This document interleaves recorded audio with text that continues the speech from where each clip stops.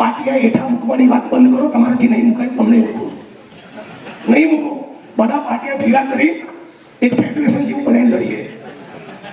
તમે નહીં મૂકો પાટિયા હેઠા, પણ ખબર છે સંકલ્પ કરીને બેઠા છે, ગમે તેટલું ટોર્ચર થાય નવું સંગઠન તો બનાવીશું જ. જય ભીમ નામનું સંગઠન બનાવ્યું, ધરાઈશું નહીં. જય જય જય ભીમ નામનું સંગઠન બનાવીશું. જય જય ભીમ નામનું સંગઠન બન્યું, એનાથી પણ ધરાઈશું નહીં. જય જય જય ભીમ કૌંસમાં કાશીરામ મૂકીશું. એટલે એ હું આ 10 વર્ષમાં હાથ જોડીને થાકી ગયો. મને ઘણી વાર એવો સવાલ થાય છે કે મારામાં એવું શું ખોટું હશે કે ગુજરાતના આટલા બધા કર્મશીલોને એવું કહેવાનું મન નથી થતું કે જેટલી સાથે મળીને આપણે સંગઠન બનાવીએ. એટલે ચોટીલામાં 4 સંગઠન ચાલતા હોય, 5મું બને બને બને બને ગુણ્યા 1 લાખ. વાપીમાં 14 સંગઠન ચાલતા હોય બાબા સાહેબના નામે, તો 15મું બને બને બને ને બને બાબા સાહેબ પાછા કીધું ના બનાવીશું, તમારા નામથી જ બનાવીશું. એટલે એ નહીં થાય. એટલે મનીષભાઈ ને સુબોધભાઈ ને કમલેશભાઈ ને રાકેશભાઈ બધા મિત્રો મજાકમાં અમે એવી ચર્ચા કરીએ છીએ કે બધા સંગઠનના મિત્રો આપણે એક દિવસ એક સેમિનાર કરીએ, એક કેડર કેમ્પ કરીએ અને 3 દિવસ બધાને માઇક આપી દો. ફૂલ કેસ કાઢી નાખો, જેટલું કેસ બદલ બધું કાઢી નાખો. મારી સામે, તમારી સામે, આડોશી સામે, પેલા સંગઠન વાળા, પેલા ભાઈ જોડે સોશિયલ મીડિયામાં લખલખ કરવાના બદલે 3 દાડા ભેગા થઈએ. જેટલી મને ચોપડાવાળી ચોપડાઈ દો, મારે તમને ચોપડાનું હું તમને ચોપડાઈ દઉં, ટીડીને કહેવાનું કહી દો, સુબોધને કહેવાનું કહી દો. 3 દાડા બધો કેસ નીકળીએ પછી નક્કી કરીએ હવે શું કરવું છે. એકદમ શ્રદ્ધાંજલિ પાઠવું છું, એમને યાદ કરું છું. અને એમની સાથેના ઝઘડા, એમની સાથેના પ્રેમ, એમની સાથે મળીને સત્તા સામે લડ્યા, એ આખી પ્રોસેસમાંથી હું પોતે ડેવલપ થયો છું, ઘડાયો છું, ઘણું બધું શીખ્યો છું એવું હું માનું છું, એનો ઇકરાર કરું છું. આજે સાથીઓ 33 જેટલા પરિવારોએ, 33 જેટલા લોકોએ ઉનાની ઘટનાનું એક રિએક્શન આપવા માટે પોતે ઝેર ખાઈ લીધું, જેથી રાજ્યની સરકાર અને જે મનુવાદી તત્વો છે એમના સુધી મેસેજ જાય કે હવે અમને ગળા સુધી આવી ગયું છે, આ ટોર્ચર અમારાથી સહન થતું નથી. આવો સમાજમાં, ગુજરાતમાં, દેશમાં, સમાજમાં અને સત્તાના સ્થાન પર બેઠેલા માણસો સુધી મેસેજ જાય એટલા માટે 33 લોકો ઝેર પીવા મજબૂર બન્યા. એ પૈકીના એક દલિત કર્મશીલ સાથીએ જીવન પણ ગુમાવ્યું. સાથી અમરેલીના કાંતિભાઈ વાળા, નવચેતનની પરમાર એડવોકેટ આપણી વચ્ચે છે, બીજા ચાવડાભાઈ બધા મિત્રો બેઠા છે. ઘણા બધા લોકોએ સંપૂર્ણ ખોટા કેસમાં 302 ના આરોપી તરીકે કાંતિભાઈ વાળા વગેરે મિત્રો લગભગ 7-7 વર્ષ, 6-7 વર્ષથી વધારે સમય એમણે સાવ ખોટા કેસમાં, જેમનો બિલકુલ વાંક નહીં એવા કેસમાં 7 વર્ષ એ અમરેલીની જેલમાં રહેવું પડ્યું. એવા અનેક મિત્રોના એવા અનેક યોગદાન હશે કે ઉનાના આ આંદોલનનો ચહેરો હોવા છતાં હું જાણતો ન હોઉં, એમણે અંગત રીતે મળ્યો હોઉં, મને કોઈ મદદ માટે આવેલા હોય, મારી જોડે સેલ્ફી લેવા આવેલા હોય, પણ છતાં એવા અનેક મિત્રોનું આ આંદોલનમાં યોગદાન રહેલું છે. એટલે જે ઉનાની ઘટના બની એ જેટલી એની નિંદા કરીએ, જેટલી શરમજનક, એ પીઠ પર જે કોરડા વિજ્યા વસરામભાઈ સરવૈયાના, રમેશભાઈ સરવૈયાના, પાલુભાઈના, બીજા મિત્રોના એ કોરડા આ હોલમાં બેઠેલા દરેક વ્યક્તિએ અને ગુજરાતના 50 લાખ દલિતોએ એની પીડા મહેસૂસ કરી ત્યારે ઉનાનું આંદોલન થયું છે. અને આ પ્રસંગે તમિલનાડુના, આંધ્રપ્રદેશના, રાજસ્થાનના, મહારાષ્ટ્રના, મધ્યપ્રદેશના, પંજાબના, ઓરિસ્સા, આસામના, કેરળના અનેક દલિત એક્ટિવિસ્ટો, કર્મશીલો, એનજીઓ, સામાજિક સંસ્થાના માણસો, લેફ્ટના માણસો, ગાંધીયન, સોશિયલિસ્ટ, વિવિધ રાજકીય પક્ષોના માણસો બધાએ ઉનાના પીડિત પરિવારની મુલાકાત લીધી. માયાવતીજીએ મુલાકાત લીધી, રાહુલજીએ મુલાકાત લીધી, ડીકે મુલાકાત લીધી, ડી રાજાએ મુલાકાત લીધી. આવા બધા જ પરિબળોના કારણે ઉનાની ઘટના એની નોંધ ગુજરાતમાં, દેશમાં અને વૈશ્વિક સ્તરે લેવાવી. મને બરાબર યાદ છે જ્યારે અમદાવાદથી ઉના 400 કિલોમીટર યાત્રા લઈને નીકળ્યા હતા ત્યારે કેટલાક લોકો ઓસ્ટ્રેલિયામાં, કેટલાક લોકો અમેરિકામાં, કેટલાક લોકો લંડનમાં જુદા જુદા સ્થળોએ બાબા સાહેબના સ્ટેચ્યુની બહાર ઉભા રહીને હાથમાં બેનર લઈને ઉભા હતા કે વી સપોર્ટ ઉના માર્ચ. જે ગુજરાતની ધરતી પર અમદાવાદથી ઉનાની યાત્રા ચાલી રહી છે, એ યાત્રાને અમે લોકો અમારું સમર્થન આપીએ છીએ, એની સાથે સોલિડારિટી વ્યક્ત કરીએ છીએ. એટલે એ બધા મિત્રો દેશ દુનિયાના જે પણ ખૂણે પથરાયેલા છે એ બધા જ કર્મશીલો, એક્ટિવિસ્ટો, સાથીઓને હું આ પ્રસંગે યાદ કરું છું. અને ઉનાની ઘટના અને એનું બહુ એક ઐતિહાસિક મને લાગે છે, બહુ જ આપણે બધાએ એને હજી વધારે ગોતીને પાકું કરવા જેવું કામે છે કે અમદાવાદમાં ઉનાની ઘટના બન્યા બાદ જે 2 પ્રસંગો બહુ મને લાગે છે આખા ગુજરાત અને દેશમાં એના કારણે બહુ મોટો મેસેજ રહ્યો. એ જે હમણાં સુરેન્દ્રનગરની ટીમ અમૃતભાઈ, નટુભાઈ બધા મિત્રો આવ્યા હતા, એમણે 10 ગાડીઓ ભરી સુરેન્દ્રનગરની સરકારી કચેરીના પ્રાંગણમાં રાખો તમારી માને એમ કરીને જે મરેલી ગાયો ફેંકી અને એક પ્રકારનો એમણે જે રિસ્પોન્સ આપ્યો અને એના કારણે આખી લોકોની ઇમેજિનેશન એ તરફ વળી લોકોનું ધ્યાન આકર્ષિત થયું. એ જ પ્રમાણે અમદાવાદના અચેર ડેપોની અંદર લગભગ 15-20 હજાર દલિતોએ કદાચ ડોક્ટર બાબા સાહેબ આંબેડકરના ગયા પછી બહુ ઓછા આવા પ્રસંગો છે, કદાચ બીજો પ્રસંગ ન પણ હોય, પણ કદાચ એક એવી ઘટના છે જેમાં 15-20 હજાર દલિતોએ ડોક્ટર બાબા સાહેબ આંબેડકરના નામે શપથ લીધા, પ્રતિજ્ઞા લીધી કે ગટરમાં ઉતરીશું નહીં, મૃત પશુઓના નિકાલનું કામ કરીશું નહીં અને મરેલું ઉપાડીશું નહીં. અને આ પ્રતિજ્ઞાના પગલે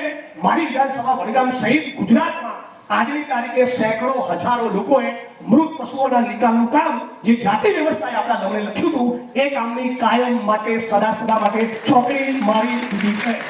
આપણે બહુ ઐતિહાસિક વસ્તુ બની. આપણે અમદાવાદથી ઉલા યાત્રા દરમિયાન એક નારો આપેલો, ગાયનું પૂછડું તમે રાખો, અમને અમારી જમીન આપો. અને એના પગલે રાષ્ટ્રીય દલિત અધિકાર મંચની ટીમ અને તમારા બધા જ મિત્રોના પ્રેમ, યોગદાન, સાથ સહકારના કારણે આજે એ વાતનો મને આનંદ છે. એની અંદર પછી ફરિયાદ કરીશ, પહેલા આનંદ વ્યક્ત કરી લઉં. આનંદ એ વાતનો છે કે લગભગ 35, 40, 45 વર્ષથી દલિતોની માલિકીની, દલિતોને ફાળવેલી સાતમાળમાં દલિતોનું નામ કાયદાની કોઈ અદાલતમાં મેટર પેન્ડિંગ નહીં, કાયદાની કોઈ અદાલતમાં વિવાદ નહીં, પણ ફક્ત માથાભારે ગુંડાઓ સામંતી તત્વોએ જમીન ઉપર જે કબજા કરીને બેઠા હતા એવી લગભગ 4,500 વીઘા 500 કરોડની જમીન આપણે ખાલી કરી ગુજરાતના વંચિતોને દલિતોને અપાવી શક્યા છીએ. હમણાં સાથી વિનોદ જાખલ સાથે મારી વાત થતી હતી, બધું કાશ્મીરથી કન્યાકુમારી અને કચ્છથી નોર્થ ઇસ્ટ સુધી લગભગ 22-23 રાજ્યોમાં ઉના કાંડ પછી મારા બધા પ્રવાસ થયા. આખા દેશમાં બહુ જ બધા પ્રગતિશીલ વિચારધારાવાળા મિત્રો સાથે અંગત સંબંધ પરિચય, અનેક આંબેડકરાઇટ્સ, દલિત એનજીઓ, દલિત સ્કોલર્સ, રાઇટર્સ બધાને બહુ નજીકથી જોયા, મળ્યા, સાંભળ્યા, એમની સાથે કામ કર્યું, એમની સાથે મંચ શેર કર્યા.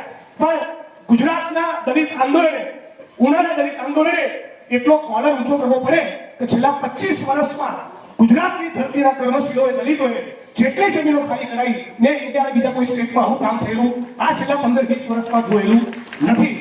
આ જે મિશન છે એ મિશનને આપણે વધારે તાકાતથી આપણે આગળ લઈ જવું જોઈએ. ડોક્ટર બાબા સાહેબ આંબેડકરે પોતાના જીવનના છેલ્લા કેટલાક દિવસો દરમિયાન પોતાના નજીકના મિત્રોને મળવા બોલાવ્યા અને એમણે કીધું, એમાં દાદા સાહેબ ગાયકવાડ કરીને બહુ અગ્રણી નેતા હતા, અને દાદા સાહેબ ગાयकवाड़ ने मित्रों ने कहा कि गांव में बसने वाले जो भूमिहीन जमीन है, बोले गांव में बसने वाले भूमिहीन जो दलित है उनके लिए जितना मुझे करना चाहिए था मैं शायद उतना नहीं कर पाया हूं.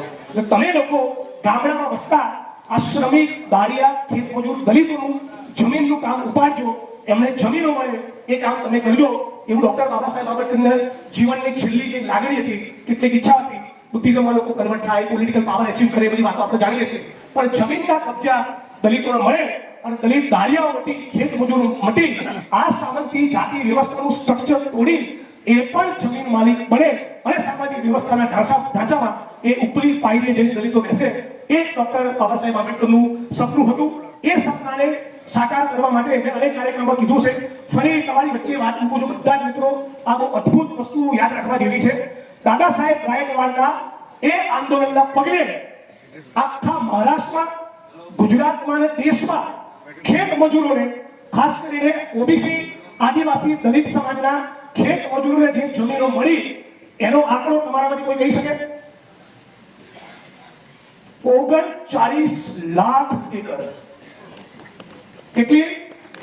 બધા પહેલીથી છેલ્લી લાઈન એક સુરમાં બોલો. દાદા સાહેબ ગાયકવાડના જમીન આંદોલનના પગલે ભારતના ખેત મજૂર, આદિવાસી, ઓબીસી, દલિતોને જે જમીનો મળી અને મારી પાર્ટી જ્યારે પાવર વધી ત્યારે એમની પૂંછી પકડીને ઝુકાઈને જે જમીનો દાદા સાહેબ ગાયકવાડે લીધી એનો આંકડો કેટલો છે? 39 લાખ એકર.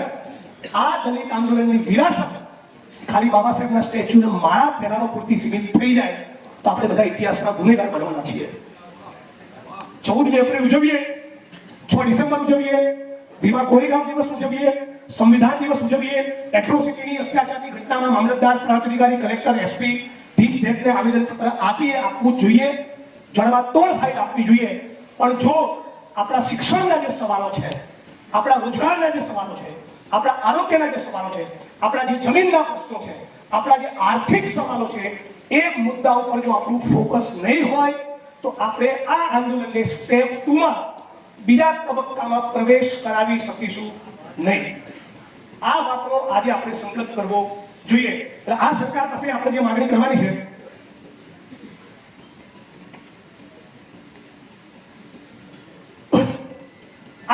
જોડે આપણે જે માંગણી કરવાની છે એ મારી દ્રષ્ટિએ સર્કિટ હાઉસમાં થોડાક મિત્રો આ મિટિંગના આયોજન માટે મનીષભાઈ બધા મિત્રો ભેગા થયા હતા અને એની ચર્ચા કરી હતી. એ વાત તમારી વચ્ચે મૂકું છું. પહેલી માંગણી આપણી એ હોવી જોઈએ કે બાલુભાઈ સરવૈયા અને આપણે ગુજરાતનો દલિત સમાજ એ તો હાઈકોર્ટમાં જઈશું જ કે જે 43 આરોપી હતા એ પૈકી સજા ફક્ત 5 ને થઈ, 36 લોકો 37 લોકો છૂટી ગયા. તો બાલુભાઈ સરવૈયા અને ગુજરાતનો દલિત સમાજ તો હાઈકોર્ટમાં અપીલમાં જશે, પણ ભારતીય જનતા પાર્ટીની સરકાર પણ અપીલ દાખલ કરે. આ બાબતની આપણે સરકારને ફરજ પાડવી જોઈએ. આમાં બધા મિત્રો સહમત છો? રાજ્યની સરકાર, એનો ગૃહ વિભાગ, એનો સમાજ કલ્યાણ વિભાગ, એની પણ જવાબદારી બને છે સામાજિક ન્યાય સુનિશ્ચિત કરવાની. ફક્ત આ હોલમાં બેઠેલા કે ગુજરાતના દલિતોની નથી. એટલે સરકારના માથે પણ આપણે પ્રેશર ઉભું કરવું જોઈએ કે પીડિત પરિવાર એ તો હાઈકોર્ટમાં જશે, પણ રાજ્યની સરકાર પોતે પણ આમાં અપીલ દાખલ કરે. મુદ્દા નંબર 2, પાટીદાર આંદોલનના કેસોમાંથી હજુ કોઈ પાછા લેવાના બાકી હોય તો એ કેસો પાછા લો. પણ ઉનાકાંડ વખતે અને ભાનુભાઈ વણકરના આત્મવિલોપન વખતે જે દલિત સમાજના એક્ટિવિસ્ટો ઉપર, આંદોલનકારી સાથીઓ પર કેસ થયા એ બધા કેસ પણ સરકારે પાછા લેવા પડે. આ બીજી આપણી મહત્વની માંગણી હોવી જોઈએ. અને ત્રીજી માંગણી, ઉના આનંદીબેન પટેલ, ગુજરાત ઉના જ્યારે ઘટના બની ત્યારે અનેક નેતાઓએ મેં કીધું એ પ્રમાણે વિઝિટ કરી પીડિત પરિવારની, બાલુભાઈને. એ વખતે આનંદીબેન પટેલ ગુજરાતના સીએમ હતા અને મુખ્યમંત્રી તરીકેની કેપેસિટીમાં એ આનંદીબેન ઉના ગયા અને પીડિત પરિવારને 3 વચન આપ્યા હતા કે તમને ખેતીની જમીન આપીશું, સરકારી નોકરી આપીશું અને ઘરનો પ્લોટ આપીશું. આ વચનો ક્યારે પૂરા કરવાના છો? આવો સવાલ છેલ્લા 8 વર્ષમાં ગુજરાતની વિધાનસભાના મંચ ઉપર મેં 8 વખત દરેક વર્ષમાં પૂછ્યો છે. આ સરકાર જોડે આનો કોઈ જવાબ નથી. એટલે આ 3 માંગણીઓ લઈને એક ડેલિગેશન બાલુભાઈ સરવૈયા અને પરિવારજનોની ઉપસ્થિતિમાં આવતા 10-15 દિવસમાં આપણે ગુજરાતના મુખ્યમંત્રીને મળવું જોઈએ. ધારાસભ્ય તરીકે મળવાનો અમારે એક દિવસ નક્કી હોય છે.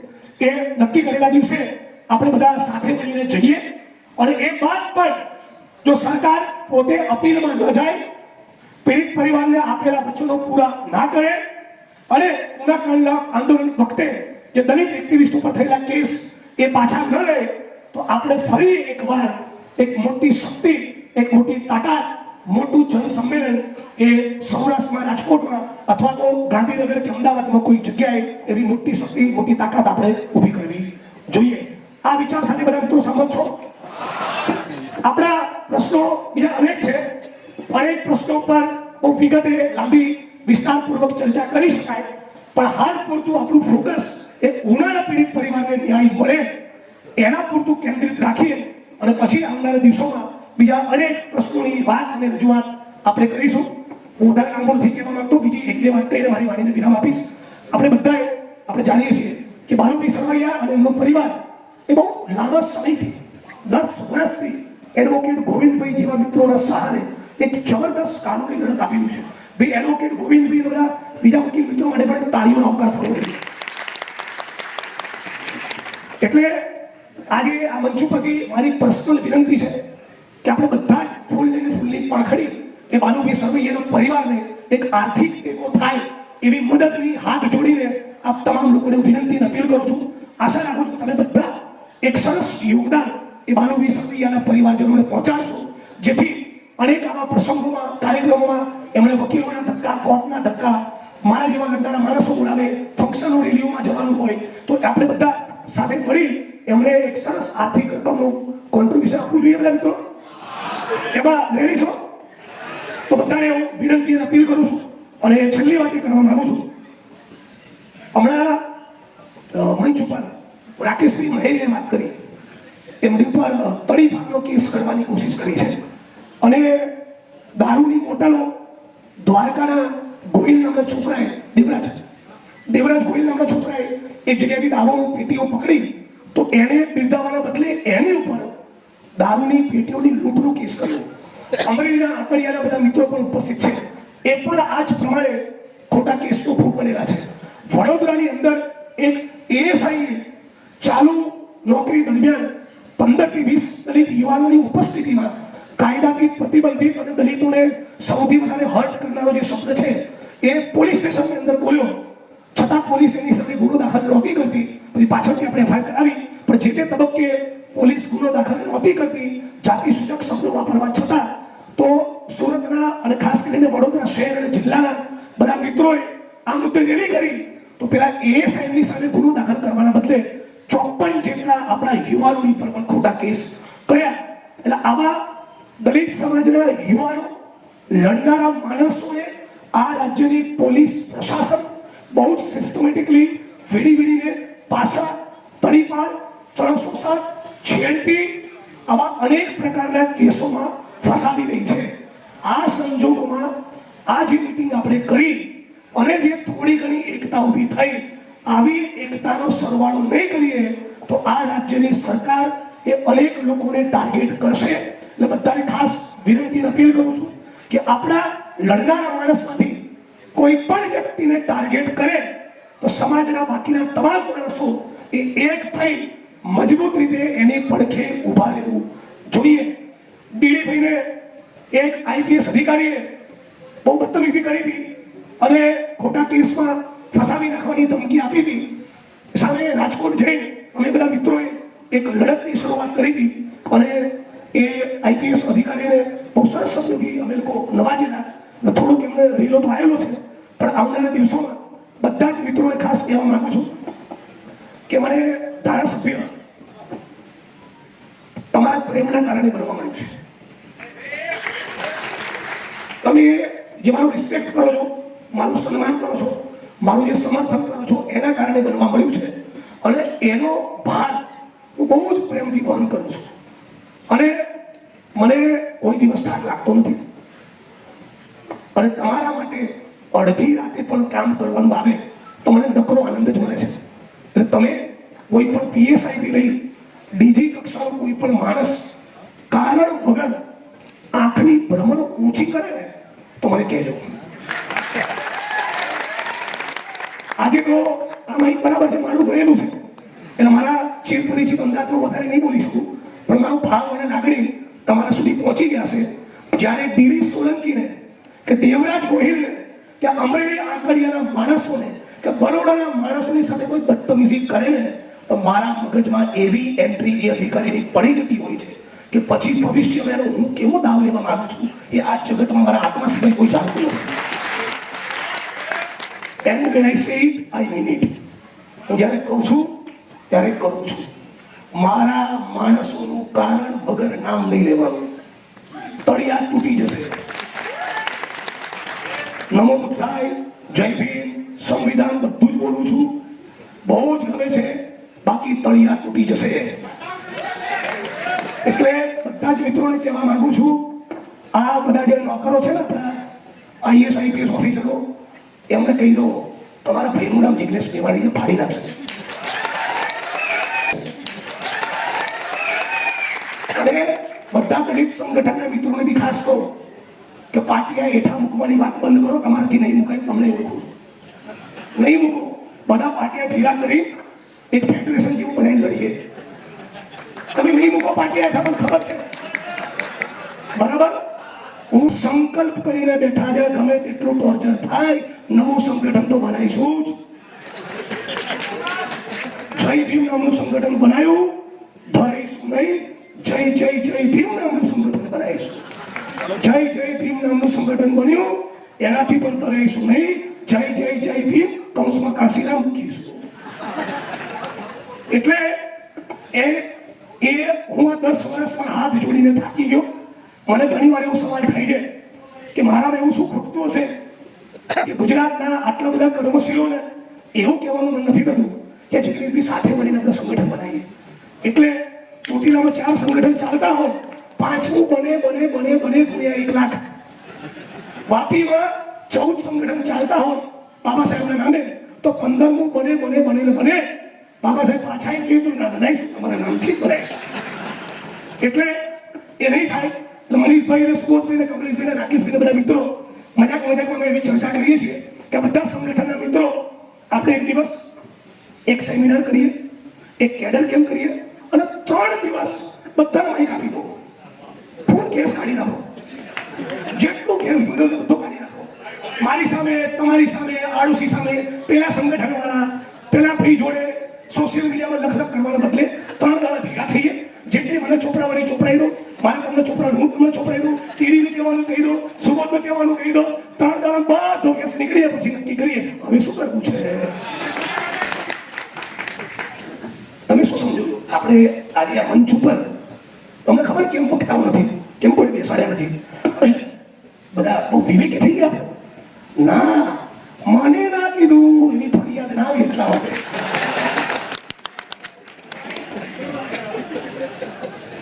હે 500 માણસો આવે 5 મિનિટ લો નહીં, 500 માણસો લઈને રોડ ઉપર ઉતરે એવા 10 લોકો હોય તો 5000 માણસ થાય ને, અને 100 લોકો હોય તો 50,000 નું સંમેલન થાય. તમને ખબર છે કેમ નથી થતું? આ દલિત આંદોલનની બોડીમાં ચેકો મારીને બધા લોકો ક્લોઝલી જોયા છે, એટલા માટે નથી થતું. પછી સવાલ આવે કે પહેલી લાઈનમાં આ 500 લોકો લગાવવાળા 100 જણા બેસી ના શકે યાર. એટલે જેમાં બીજી લાઈનમાં બેસવાનો વારો આવ્યો કે મને પહેલી લાઈનમાં બેસાડ્યો કેમ નહીં, હું જાઉં મારા ઘેર. સાચી વાત. પણ એવું મંચ બનાવ્યું કે 100 આંદોલનકારીઓ એક સાથે એક મંચ ઉપર બેસે તો પછી તકલીફ મને વચ્ચે કેમ બેસાડ્યો નહીં. પછી મારી બીજી તકલીફ થાય કે તમે એવો મંચ બનાવ્યો કે બધા એક જ લાઈનમાં બેઠા હતા પણ ટીવી લાઈનમાં બાઈક તો મેવાની જ ગઈ, ફોટો તો સુબોધનો જ આવ્યો છે ને. પછી થોડીક ના ગમેલી વાત કહું, પર્સનલી નહીં લો ને, આવા બધા જે કેરેક્ટરો છે ને કારીગરો બધા પર્સનલી ઓળખો છો, બધું બી તમને બી ઓળખો છો, મને બી ઓળખો છો. આ બધા મિત્રો સરખી હાઉસમાં આવે, અમરેલી રોકો તો ક્યાં આવે, રાજકોટ રોકો તો ક્યાં આવે, જામનગર જો ક્યાં આવે, કોઈ દાડો વડગામ આવે, કોઈ દાડો પાલનપુર આવે, કોઈ દાડો અમદાવાદ મળે. પછી મને કહું કે ગુજરાતના સીએમ તને એવું કહે કે 200 કરોડ 500 કરોડ 1000 કરોડ 2000 કરોડ 20,000 કરોડ પૈસાનો કોઈ ઇસ્યુ નથી, બજેટનો પ્રોબ્લેમ નથી, તું બોલ કયા 5 મુદ્દે સમાધાન કરું? તો 100 માંથી 98 લોકો જોડે જવાબ નથી. 100 માંથી 98 ને આપણું આવેદન પત્ર લખતા આવડતું નથી, ડિબેટમાં બેઠાડ્યા હોય તો બોલતા ફાવતું નથી. છે ને હકીકત. આની સ્વીકાર મને ખબર, આની સ્વીકાર મને ખબર છે. તો પહેલા તમારા નેતૃત્વને તમારા ગામમાં, તમારા તાલુકામાં, તમારા મોહલ્લામાં સ્વીકારે એના માટે તમારી બૌદ્ધિક કક્ષા ડેવલપ કરો. ડોક્ટર બાબા સાહેબ આંબેડકરના વોલ્યુમમાંથી 2, 5, 7 આખા વાંચી જાઓ. તમારી બૌદ્ધિક કક્ષા હશે તો આ ચેનલ વાળા બાઇક લેવા આવશે. Al Jazeera, Washington Post, New York Times, BBC London આ બધા જ પૂર્ણના આંદોલનને કવર કરવા આવતા હતા. કેમ એમને ખબર હતી કે આંદોલનમાં એક ભાઈ એવો છે એને વોશિંગ્ટન ટાઈમમાં શું બોલવું અને બીબીસી વાળા શું માહિતી આપવી એવું આવડે છે. એક કેપેસિટી એક એક્ટિવિસ્ટ તરીકે આપણે ડેવલપ કરવી પડે. મુદ્દા નંબર 2, આ જે બધા સંગઠનોનો સરવાળો આપણે કરવો છે એમાં એટલા બધા એવા કારીગરો બેઠા છે કે સેટિંગો કરે છે. સાચું સાચું કરે છે સેટિંગ. પછી હું જાઉં ને કલ્ટી ખબર પડી જાય કે જંજીરના દિવાલનો બચ્ચો ગયો ભાગી જાય થઈ જાય.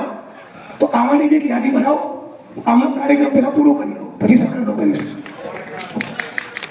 બળાત્કારની, જમીનોના દબાણની, મર્ડરની, એટ્રોસિટીની મેટરમાં તોડબાજ, સેટિંગબાજ જે દલિત સમાજના કારીગરો નીલો ગુમછો નાખી આવે છે ને એમની પર પહેલા દવા કરવો. નિવૃત્ત થયેલા આઈએસ આઈપીએસ અધિકારીઓ, સરકારી નોકરીમાં રહેલા ચાલુ આઈએસ આઈપીએસ અધિકારીઓ, ધારાસભ્યો, સંસદ સભ્યો, મંત્રીઓને નહીં સાલ એને ઉઠાડો જે અત્યાચારની મેટરમાં પોલીસ સ્ટેશનનો ઘેરાવ કરવા જાય છે.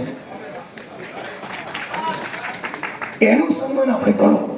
અને એટલા માટે આ પ્રસંગે આપણે રમેશચંદ્ર પરમાર અને વાલજીભાઈ પટેલને યાદ કરવા જોઈએ. વાલજીભાઈ પટેલ 35-40 વર્ષથી એ દલિતોની જમીનોના મુદ્દે લડે છે. આપણે બધી કેટલા ટેકો કરવા ગયા. સુરેન્દ્રનગરના મિત્રો અહીંયા છે, અમરેલીના મિત્રો છે. અમરેલી અને સુરેન્દ્રનગરમાં હું હાલ બતાવી શકું 15,000 વીઘા જમીનમાં દબાણ છે. કેટલી? બોલો બાદ બોલો કેટલી? અમરેલીમાં સુરેન્દ્રનગરમાં દલિતોની કેટલી જમીનમાં દબાણ છે? બોલો સોશિયલ મીડિયાના કેટલા સુરવીરો જાય છે?